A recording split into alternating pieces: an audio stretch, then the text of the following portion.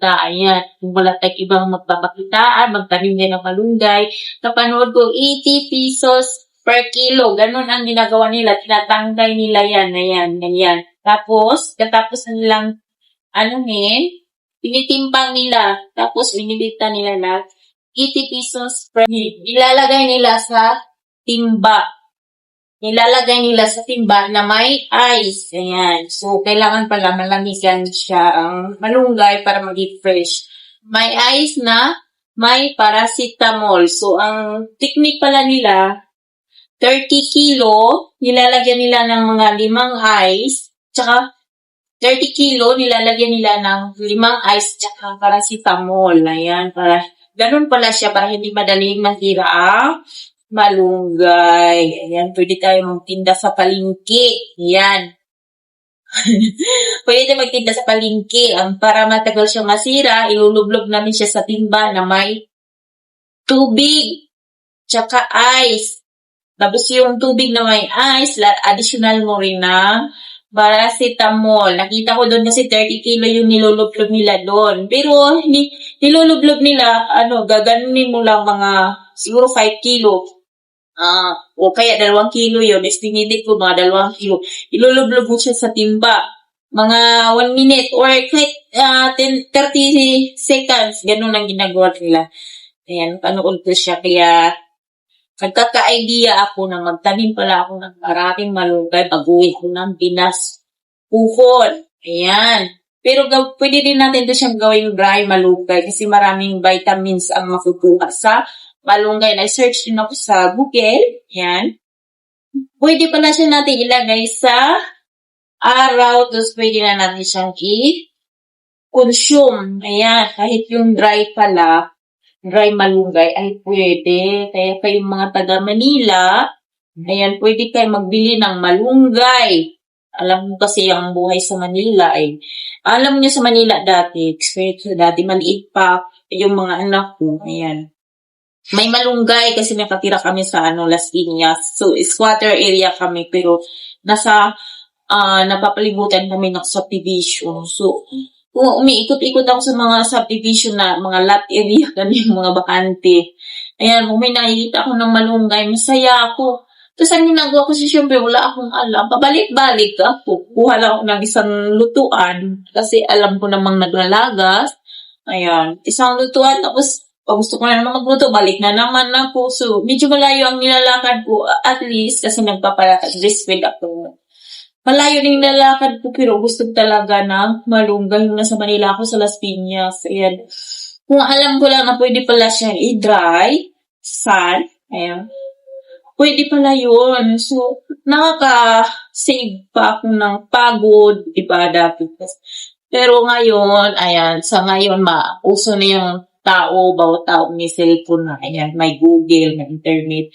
Pwede nyo siyang gawin, pag-preserve kayo ng malunggay para, isa-sun-dry nyo lang. Pero itong gagawin ko, ilalagay ko siya sa ref. I-frozen ko siya, pwede naman. I-frozen ko, ilalagay ko, kasi ako lang ihalo ko kasi ito sa Indomie. Ihalo ko siya sa Indomie. Tapos, isi-separate ko para hindi na ako mag-hiwa-hiwalay. Alam niyo, nakatry na ako na pino-frozen ko. Fresh pa rin siya, parang ganun pa rin yung lasa niya. Ganun pa rin yung lasa niya. Walang pinagkaiba sa Pero na-frozen ko yun siya isang araw lang. Nabukasan din, huli siya niluto. Yan. Maganda siya. Crispy. Ayan. Save sa oras. Halimbawa, ngayon lang yung oras mo. Ayan. Ngayon lang yung oras mo. Ngayon ka mag-prepare, ilang lutuan na ito, guys. So, mga kabayan, ang dami na ito. Yan. Fresh. Kasi pinapanood akong yung taga-Greenland na vlogger. Yan. Kahapon ko lang siya napanood. Kaya sabi ko, marami akong malunggay. Bakit ako, Indomie lang ng Indomie? Pero minsan, yung Indomie ko, nilalagyan ko ng lettuce. Kasi pag nilalagyan ko ng halong gulay, hindi ako masyadong nagdidingpay. Alam niyo yun, yung hindi ako kabuhi, sinisik mura ko sa Tagalog. Pag may halong malunggay ang aking Indomie, alam niyo man, tayong mga OFW, mas mabilis tayong kukuha na ang Indomie. Sawa na sa mga, isda tsaka manok. So, ayan lang guys, no, ayan. Kaya mga OFW, sa mga magkasama pala, no, ayan, kung nasaan ako, nasa Dubai ako, kaya maraming malunggay dito. Dati sa Saudi ako, pero walang malunggay. As in, 4 years and 7 months, wala akong malunggay na nanikman. Pero kung ngayon nandito ako sa Dubai, nasa paligid lang namin ang malunggay. Kaya, ang swerte ko, sa part na yun ang may malunggay dito. Diba? Malunggay. Ayan, marami itong benepisyo sa atin. Kagaya ko before ako nag-abroad, na ko sa anemia, bagsak yung hemoglobin ko. So, kailangan ko talaga malunggay. Yan. Para tataas dito ng hemoglobin. Anemia. Pero bawal din ito sa high blood. Kasi, ewan ko, paano ba? Bawal siya sa high blood kasi nakapagbababa pupo. Pero, okay siya sa anemia din. Naman siya. Yun lang mga kabayan, no?